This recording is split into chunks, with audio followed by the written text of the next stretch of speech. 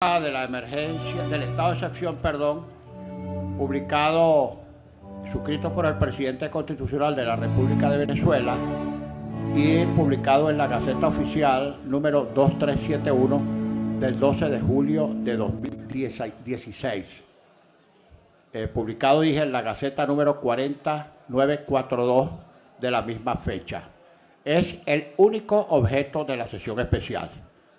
Se declara abierta la sesión y tiene la palabra el ciudadano diputado José Guerra.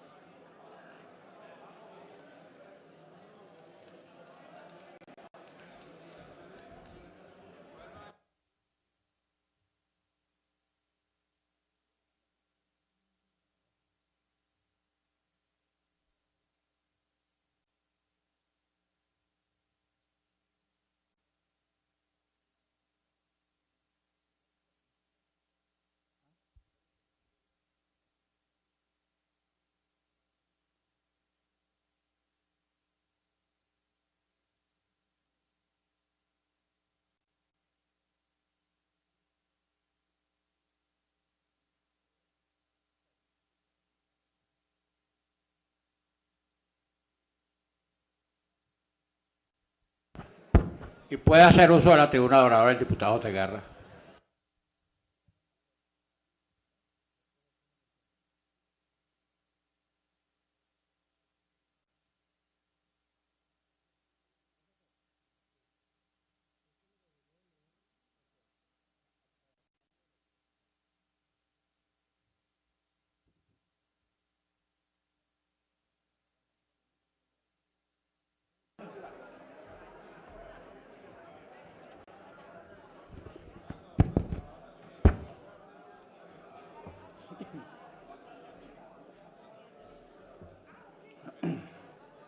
Buenos días, ciudadano presidente de la Asamblea Nacional, doctor Ramos Alú. Buenos días, colegas diputados. Nos trae acá de nuevo el decreto de emergencia económica y de estado de excepción que de manera reiterada ha prorrogado el gobierno de manera inconstitucional.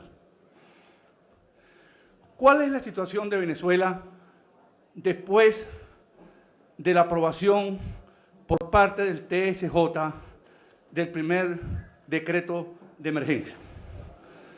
La situación que vivimos hoy es de un franco deterioro en todos los indicadores económicos y sociales, tal como puede apreciarse en las pantallas adyacentes al hemiciclo.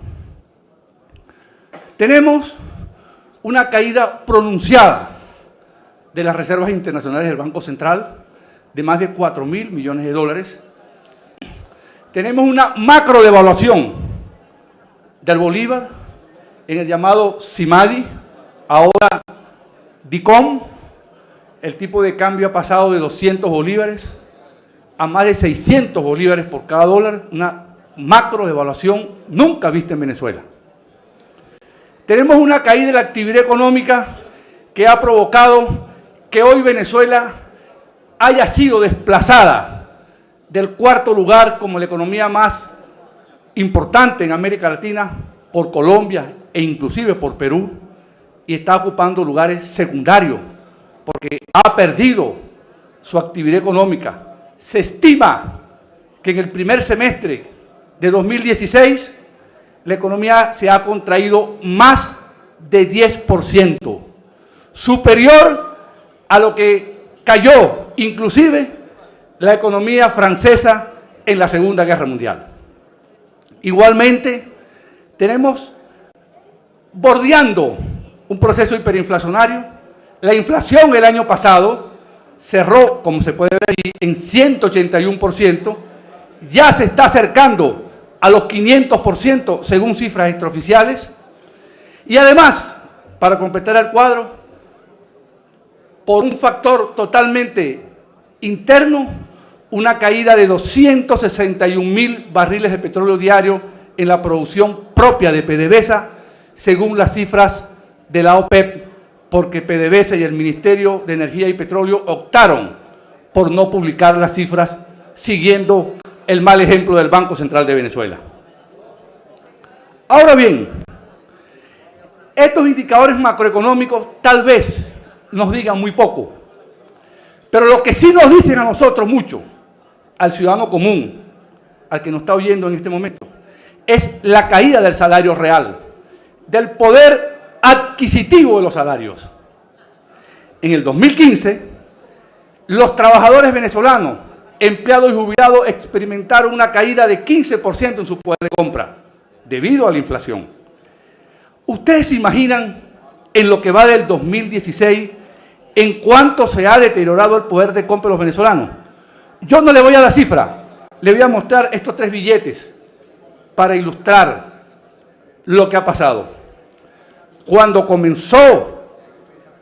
Cuando despertó el año 2016, que abrió los ojos el 1 de enero, un trabajador tenía un billete de 100 y compraba bienes equivalentes a 100 bolívares. Al finalizar el mes de julio, con cifras estimadas, ese mismo trabajador tiene apenas 60 bolívares. En lugar de tener 100 bolívares, hoy tiene 60. Quiere decir esto que el trabajador ha perdido en lo que va de año 40% de su ingreso en términos del poder de compra. Y aquí yo quiero hacer énfasis en esto, porque una cosa son los billetes que tengamos en la cartera y otra cosa es el poder de compra de esos billetes. Y eso es lo que ha venido disminuyendo por una inflación galopante que el gobierno ha sido incapaz de frenar, porque más bien está propiciando la inflación con esta impresión de dinero alocada que hace el Banco Central y por la devaluación del tipo de cambio paralelo, que es el soporte y la referencia para realizar las principales transacciones de la economía.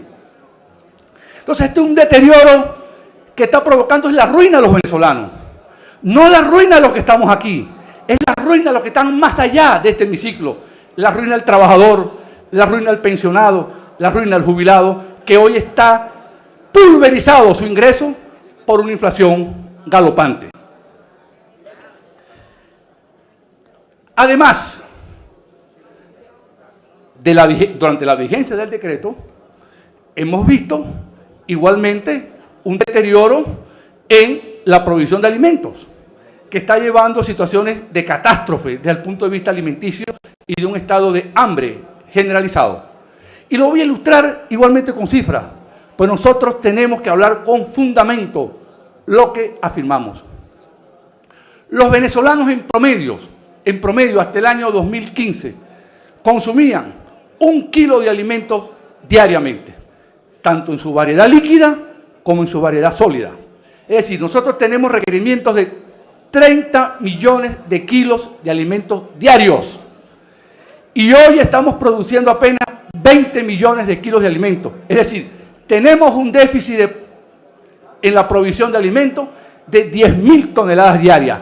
Y eso es lo que explica las colas, eso es lo que explica el estado de hambruna generalizado, que no lo va a resolver ninguna intervención militar, por muy apto y capaz que sea el general encargado de la distribución de alimentos, porque este problema no es de distribución, es de producción de alimentos, que hoy está caída la producción de alimentos en Venezuela. Ese es el problema de fondo. No hay comida porque aquí se quebraron las empresas, aquí se arruinó la producción y hoy estamos pagando las consecuencias de una política suicida comenzada en el año 2007.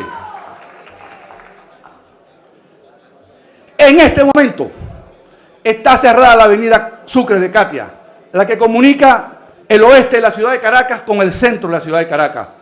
Cerrada, la gente pidiendo comida, implorando que le den un paquete de harina de maíz o un paquete de arroz o una porción de leche para poder alimentar a sus hijos. En este momento, en Maturín y en varias ciudades de Venezuela, la gente clamando y peleando por comida. Esa es la situación que tenemos aquí, la situación de hambre. Y por eso fue que cuando expliqué los indicadores macroeconómicos, dije que había un indicador que lo sintetizaba todo, que es la caída del poder adquisitivo del salario, la caída, la pulverización del poder de compra de los trabajadores venezolanos y los pensionados y jubilados, hoy arruinados por una inflación que aquí advertimos además, porque cuando nos tocó presentar el informe, el primer informe del primer decreto de emergencia económica, lo advertimos del peligro inflacionario en la cual estaba sumido la economía venezolana. Y yo sé que van a volver con el ritornelo, con el estribillo a la guerra económica. Déjeme decirle lo siguiente. Esta llamada guerra económica ya está por alcanzar lo que duró la Segunda Guerra Mundial y lo que duró la Guerra Federal. La Segunda Guerra Mundial comenzó el 13 de septiembre de 1939, cuando el ejército alemán tomó Polonia, y culminó el 8 de mayo con la capitulación ante el general Gregory Zhukov del ejército soviético de las fuerzas alemanas. 6 largos años duró la Segunda Guerra Mundial. 6 años, con un saldo de más de 40 millones de muertos. 25 rusos soviéticos, 4 americanos, 3 japoneses, etc. 6 años duró la guerra económica. La guerra federal en Venezuela, llamada la Guerra Larga, comenzó con una insurrección en Coro y en San Carlos, y en el año 1859, y terminó con el Pacto de Coche, firmado en 1863. 4 años duró la llamada Guerra Larga. Según los teóricos de la guerra económica, esta guerra económica ya alcanzó la guerra federal, ya va a alcanzar también con este argumento falaz lo que fue la Segunda Guerra Mundial.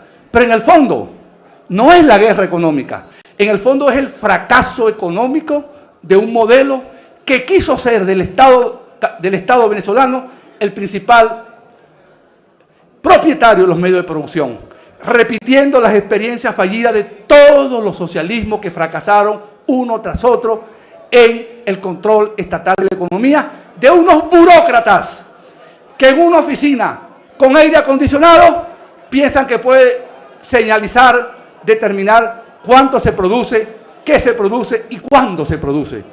Esto es lo que ha fracasado.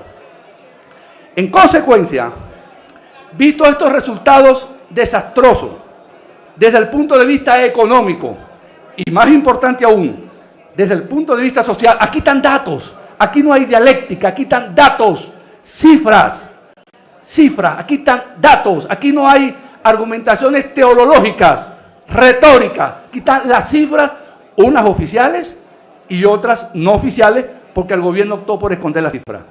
Entonces, ¿quién ha sido la víctima de estos decretos de emergencia?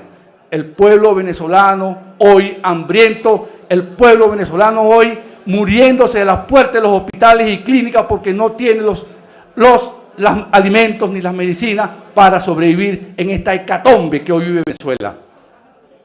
En consecuencia, desde la bancada de Unidad proponemos una moción, de la cual voy a hacer ahora entrega al secretario de la Cámara, desaprobando este decreto, negándolo, como lo hemos negado, por un acto de responsabilidad con nosotros mismos y con ese pueblo que hoy está en la calle pasando hambre como consecuencia de una política económica fracasada, que nosotros no solamente advertimos a tiempo, sino que además tuvimos la generosidad de plantearle al gobierno un conjunto de propuestas y fuimos más allá.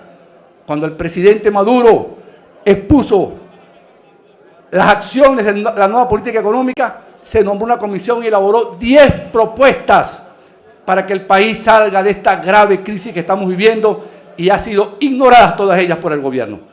Por tanto, señor presidente y colegas diputados de ambas bancadas, voy a consignar una moción para desaprobar este decreto, que lo que está haciendo es profundizando la crisis económica de Venezuela, profundizando el hambre de un pueblo que no merece estar pasando por esta necesidad, y que le abramos una esperanza a ese mismo pueblo que hoy clama justicia social, redención social y un mejor país para que todos vivamos mejor sin esa tragedia de la cola. Muchas gracias.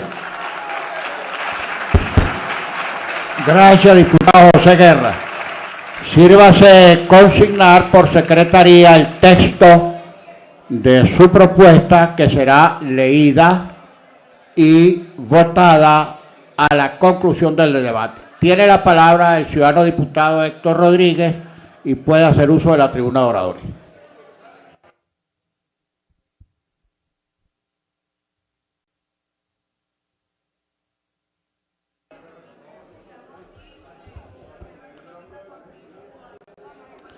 Buenos días, compañeros, compañeras, diputadas y diputados. Quiero iniciar mis palabras saludando a todo el pueblo de Venezuela y felicitándolo por todo el esfuerzo diario que hace este pueblo por salir de las dificultades, por salir de las emergencias.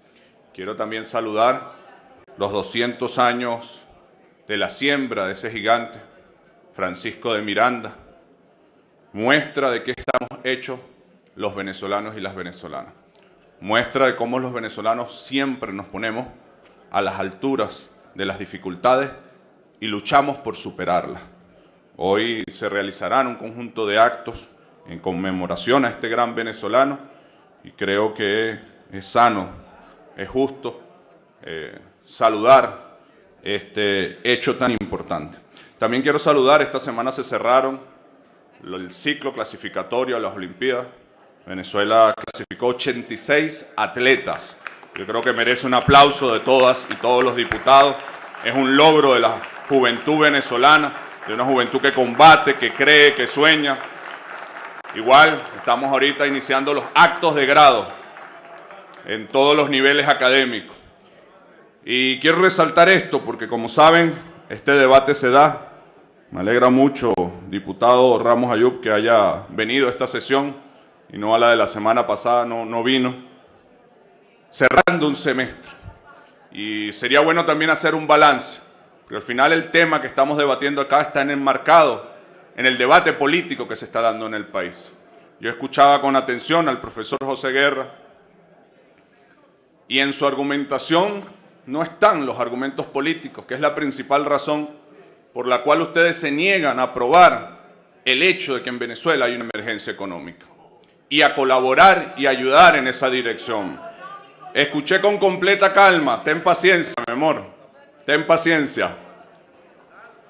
Son 6 meses donde ustedes mismos se comprometieron a acabar con las colas en su campaña electoral, donde ustedes mismos plantearon al país un conjunto de objetivos políticos, la renuncia, mostrar que el presidente tiene nacionalidad colombiana, aplicar la Carta Democrática.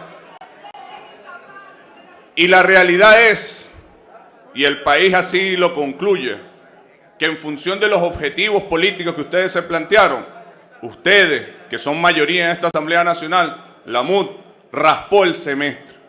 No fueron alcanzados los objetivos que ustedes mismos se plantearon.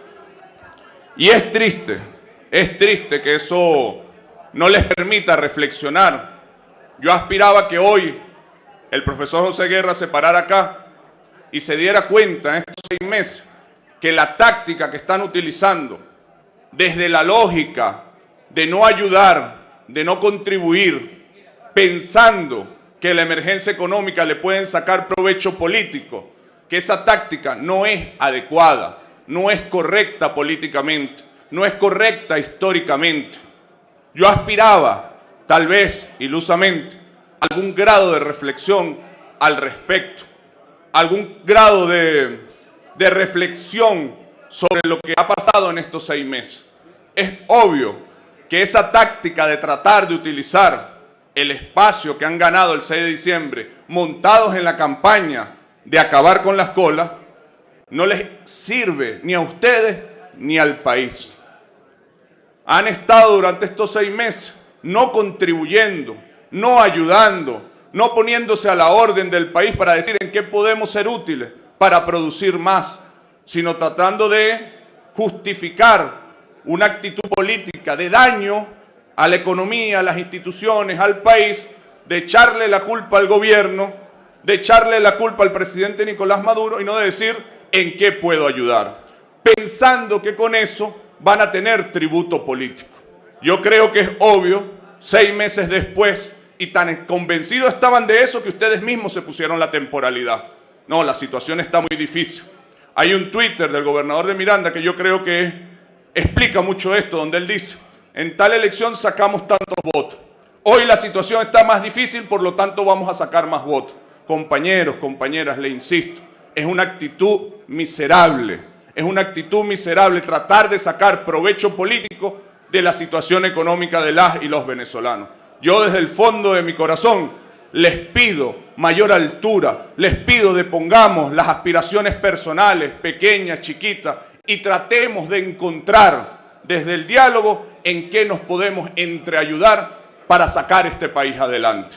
Yo no tengo la menor duda de que nosotros vamos a resolver esta emergencia económica que estamos atravesando. Estoy convencido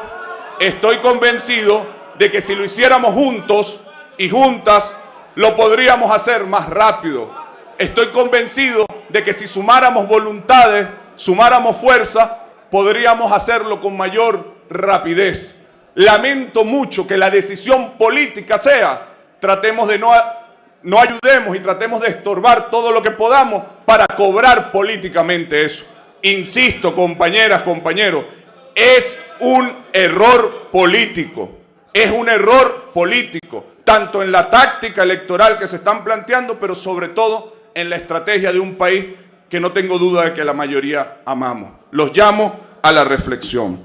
En esos 6 meses el presidente ha insistido en que hay una emergencia económica en el país y que tomemos la decisión política todas y todos de entreayudarnos, de colaborar, de deponer aspiraciones personales. Hoy insistimos de nuevo en este Parlamento. Hoy tienen la oportunidad de rectificar lo que indiscutiblemente ha sido un error. Solamente ustedes dicen ante el país que en Venezuela no hay una emergencia económica. El resto de los venezolanos, aún no coincidiendo en visiones políticas, estamos convencidos de que estamos en una emergencia económica y que en las emergencias tenemos que ayudar. Yo entiendo, profesor, que podamos tener diferencias en la narrativa.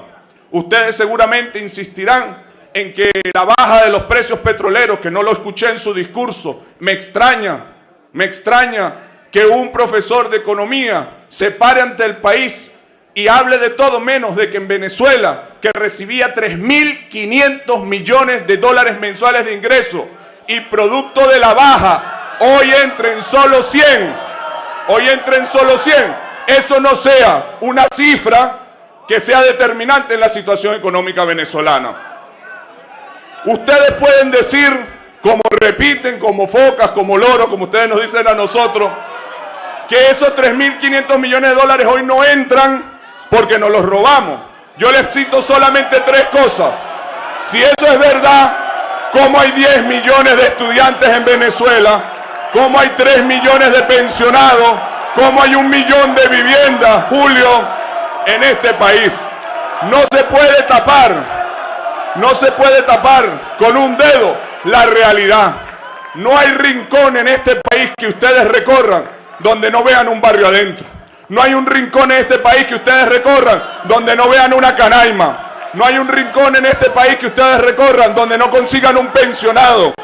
No hay rincón en este país que ustedes recorran donde vean lo que ustedes llaman maqueta como viviendas que se han entregado y que se están construyendo. Ahí está los millones de dólares que han entrado porque Chávez levantó la OPEP, porque Chávez recuperó la faja petrolífera que cuando alguno de ustedes era gobierno declaró como bitumen y lo vendía más barato que el carbón, que es parte de la verdad de la historia y ustedes lo saben, así la coyuntura política no les permita reconocerlo. Quienes estaban regalando el petróleo de este país eran los adecos y copellanos que gobernaron acá en la Cuarta. ¿O es mentira que pusieron de rodillas a la OPEP? ¿O es mentira que declararon que la faja petrolífera no era petróleo? ¿No fue Chávez quien hizo que se reconociera como la principal reserva petrolera del planeta?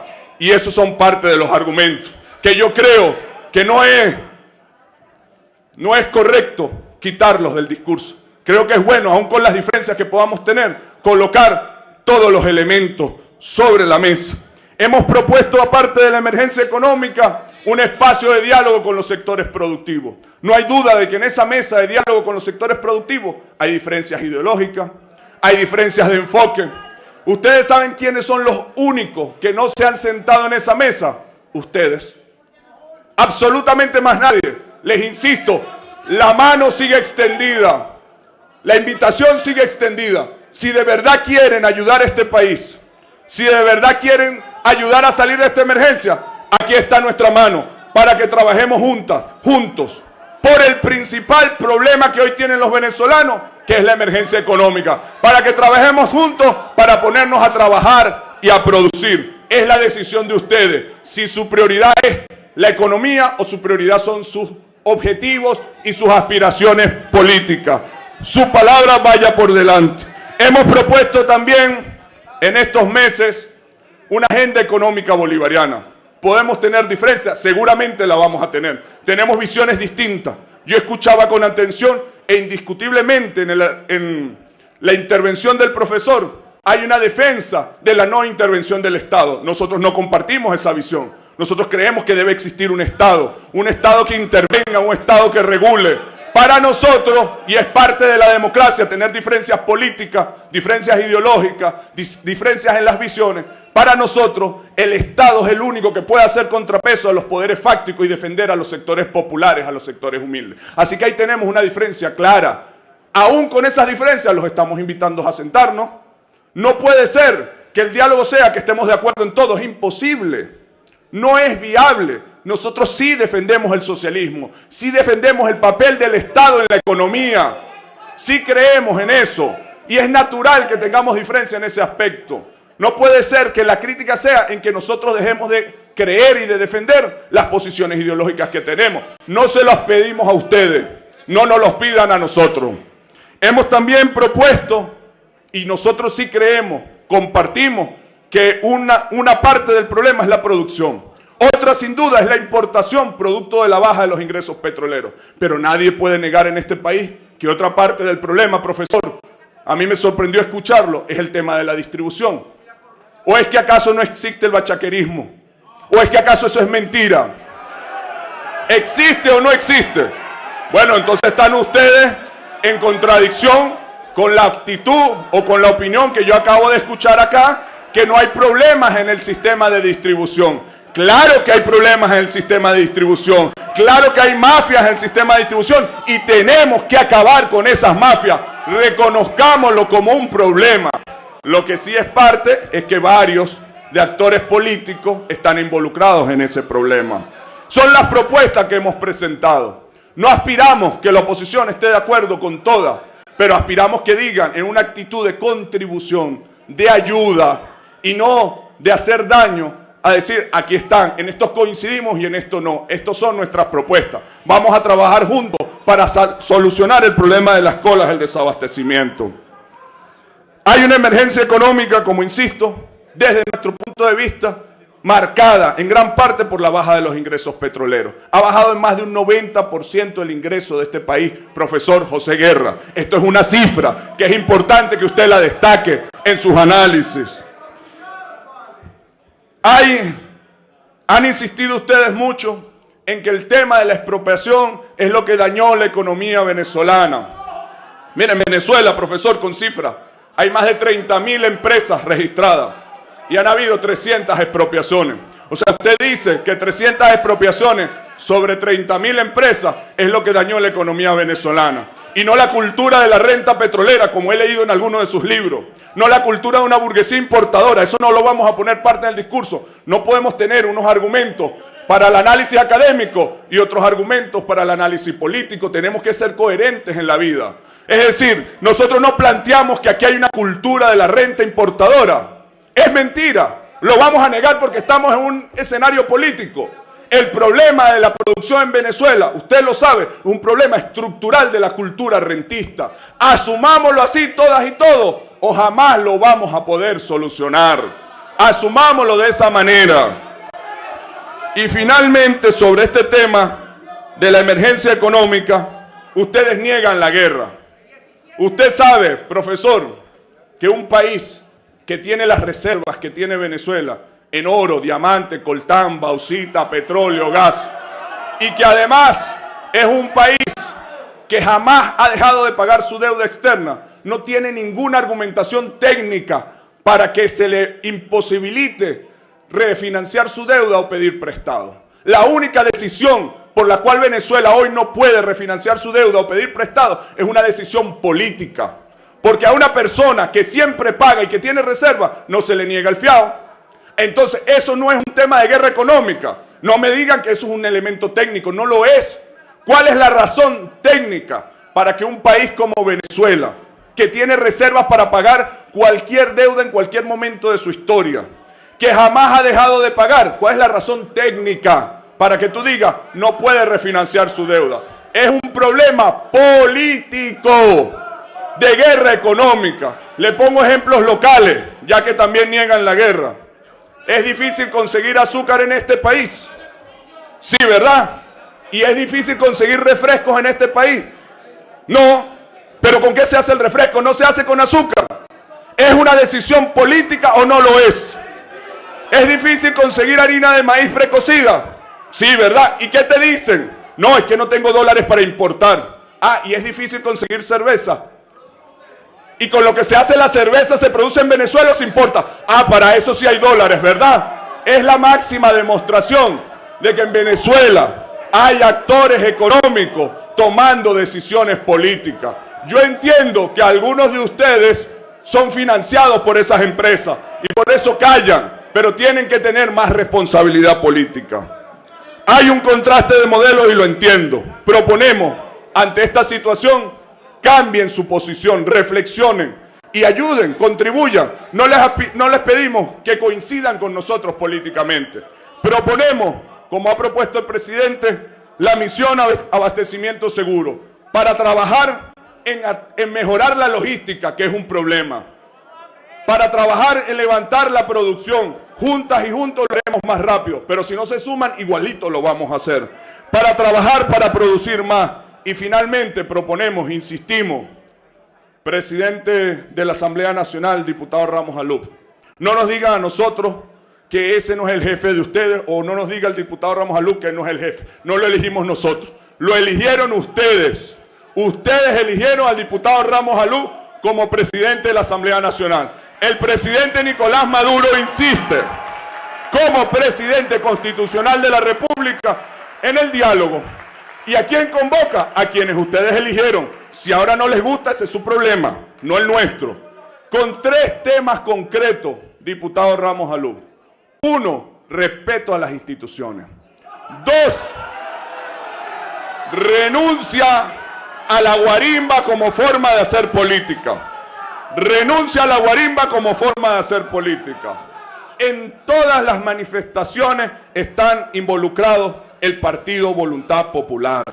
Yo les hago un llamado. Ya es hora de que renuncien a la guarimba como forma de hacer política. La mayoría de los venezolanos no queremos más degollados, no queremos más muertos, no queremos más Simoncitos quemados. Y tercero, proponemos en este diálogo la producción del país. Si ustedes de verdad quieren sacar este país adelante, aquí están nuestras manos. Vamos a producir juntos, vamos a trabajar juntos. Yo estoy convencido por todo el potencial que tenemos, gas, diamantes, bauxita, tierras fértiles, pero sobre todo por nuestra población, por la juventud venezolana, que es la mayoría de este país, que vamos a salir de esta emergencia. Ojalá sea de la mano con ustedes, pero si se niegan, la historia les pasará por encima. Este país va a superar sus dificultades y va a vencer. ¡Que viva la juventud venezolana! ¡Que viva el pueblo venezolano! ¡Que viva Francisco de Miranda!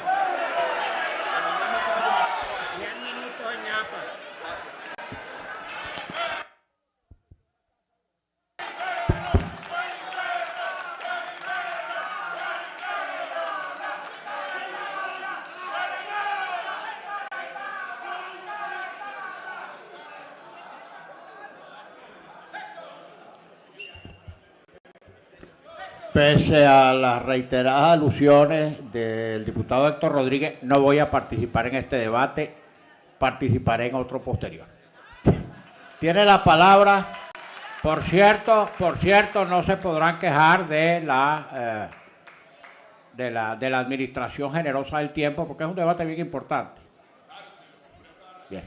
Tiene la palabra para cerrar el debate el ciudadano diputado Omar Barbosa. Puede hacer uso de la tribuna de oradores.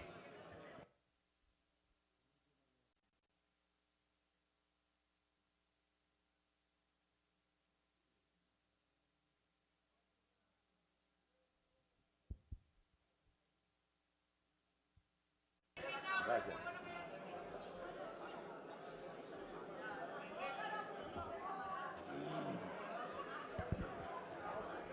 Señor presidente, colegas diputados, pueblo de Venezuela,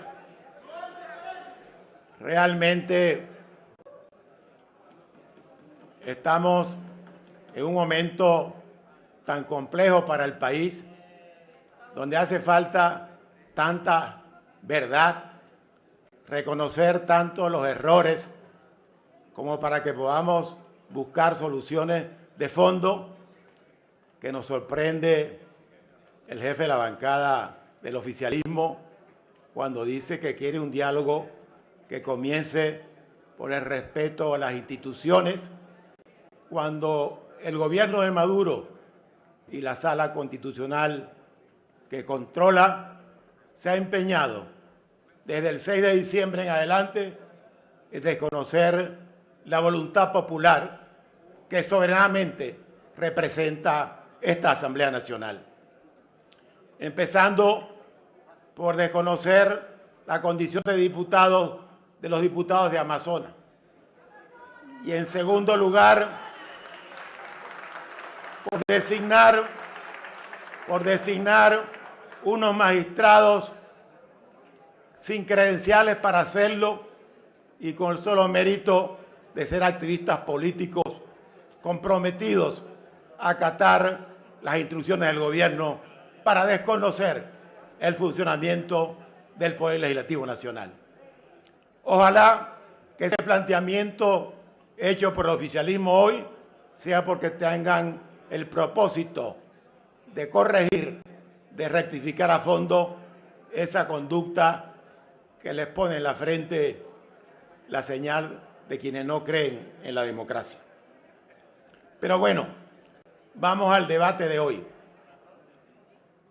Quiero decir que lamentablemente ya en Venezuela no estamos en la etapa de la emergencia económica. El empeño del gobierno en no introducir rectificaciones a fondo que planteamos desde el debate que tuvimos o la conversación que tuvimos en el 2014 cuando se intentó un diálogo en Venezuela, que le dijimos al gobierno que si seguía convirtiendo al Banco Central en una fábrica de billetes sin respaldo, que si seguía por el camino que iba y no rectificaba, eso nos iba a conducir al momento en que estamos. El gobierno, por supuesto, no rectificó, siguió cometiendo los errores que ha venido cometiendo. Recientemente en la Asamblea Nacional, una comisión que presidió el diputado José Guerra, de la cual formé parte, produjo 10 propuestas para superar la crisis, que contienen rectificaciones a fondo dentro de la Constitución para enfrentar la crisis que estamos viviendo. El gobierno no le hace caso a eso. Convoca un diálogo con los que están dispuestos a decirle que sí a todo o se quedan callados porque están buscando dólares que de todas maneras no van a conseguir porque el gobierno acabó con ellos. Aquí no hay una emergencia económica. Aquí lo que hay es una crisis terminal de la economía porque la han destrozado con un modelo económico que ha fracasado. Y lo que hace falta para enfrentar esa crisis es un cambio a fondo del modelo económico dentro de la Constitución. No es militarizando la economía que vamos a resolver el problema. Es produciendo, es dejando producir, es no seguir confiscando, arrebatando los bienes particulares sin indemnización, que podemos crear condiciones en el país para que las fuerzas productivas se expresen y realmente resuelvan el problema de fondo de la economía, y es que se destruyó la producción nacional. Por supuesto que no podemos negar que cayeron los precios del petróleo. Pero las políticas de este gobierno, diputados, impidieron prever esa situación. Porque este gobierno, este modelo de gobierno, violó el artículo 321 de la Constitución, que establece claramente la constitución del Fondo de Estabilización Macroeconómica, que tiene, de acuerdo al mandato de la Constitución, la función de evitar que las fluctuaciones en el precio de nuestros recursos ordinarios, que vienen fundamentalmente por el petróleo, puedan ser prevenidas, ahorrando.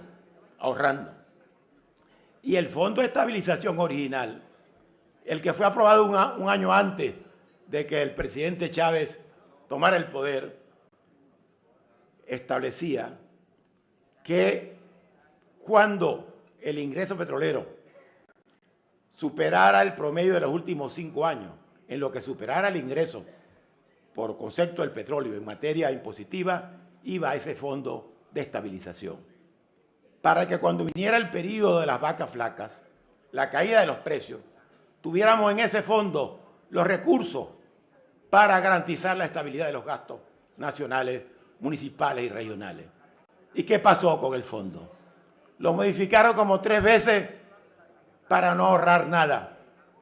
Y lo que tiene son 700 millones de dólares de reserva.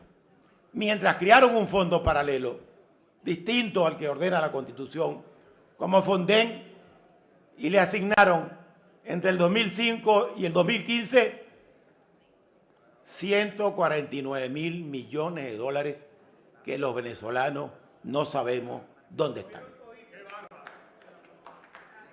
Así no se puede tener estabilidad. En Noruega, el Fondo de Estabilización noruego, que tiene 800.000 millones de dólares, hizo eso. El Fondo de Kuwait, el Fondo de Abu Dhabi, establecieron las previsiones como productores de hidrocarburos para que la caída de precios no afectara la estabilidad del gasto. Nosotros, a pesar de tener un mandato constitucional en ese sentido, hicimos todo lo contrario. Despilfarramos el ingreso petrolero en el momento de los precios altos y hoy no tenemos dólares ni para importar la comida ni para importar la medicina. Esa es la situación. De tal manera que sí lo reconocemos, pero ustedes deben reconocer que violaron la Constitución, que se hubieran hecho uso de la extraordinaria ley del Fondo de Estabilización Macroeconómica que estaba aprobada y que fue aprobada por un consenso nacional, este país no tuviera la situación en que está. Y no se explica tampoco que PDVSA, frente a la caída de los precios del petróleo, cuando en el 98 tenía en su nómina 35.000 personas, hoy tenga 120.000 y la producción haya caído. ¿Cómo se explica eso? Y no se explica tampoco que si el presidente Maduro designó una comisión presidencial para combatir la corrupción, todavía las denuncias del exministro Giordani sobre el robo de 25.000 millones de dólares no se hayan investigado. Ahí está la causa de la crisis. Y esa causa no se pueden resolver con pañitos calientes. Esas causas son para resolverlas con cirugía mayor. Un cambio de modelo dentro de la Constitución que simplemente respete la Constitución, la libertad económica. Mire, el ingreso petrolero representa el 95% de las divisas que entran en el país. Eso lo controla el Estado, controla las minas, controla todo lo que controla el Estado. De tal manera que la intervención del Estado, con la cual estamos de acuerdo para fines de interés social, por supuesto, y además que en Venezuela estamos de acuerdo con el control de PDVSA, no necesita intervenir más para hacer un superpoder económico que nada más y nada menos controla todas las divisas y que no asfixie a los sectores productivos que pueden contribuir con los bienes y servicios que generan para que no ocurran crisis como esta. Ahora, si el Estado se toma los dólares y dice que no le da a los particulares porque los particulares no producen dólares. Como si el gobierno produjera los dólares, que son de todos los venezolanos, porque vienen del petróleo. Resulta que asfixia la economía e impide la producción nacional, y eso es lo que está ocurriendo. De tal manera que si, como dice el diputado, según él, nosotros raspamos en este semestre como Poder Legislativo, lo que ha pasado en Venezuela es que este gobierno ha rapado la olla y tiene al pueblo de Venezuela en la situación en que lo tiene. El diputado, por ejemplo, habló del azúcar, mencionó el azúcar. Es importante que se sepa que en Venezuela hay 16 centrales azucareros, que 10 están en manos del gobierno y que no producen azúcar, solo producen gastos y burocracia. Por eso no hay azúcar, además de que no hay dólares por las razones que he dicho.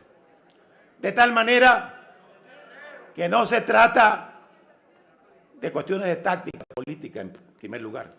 Se trata de que no podemos apoyar una emergencia que ya va más allá de los términos constitucionales y que está fundamentada en falsedades, que es la guerra económica de la oposición, de la CIA, de no sé quién más, la que ha generado la crisis.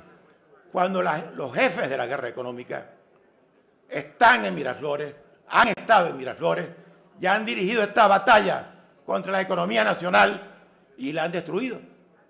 Son en general la única guerra que ha ganado este gobierno y los militares que todavía lo apoyan es la guerra contra la economía dirigida desde Miraflores con sus políticas públicas. Pero además, para que quede claro que no se trata de un tema táctico, sino de principios, esta prórroga no se puede aprobar. Además de los argumentos que muy bien expresó el diputado Guerra, por razones constitucionales.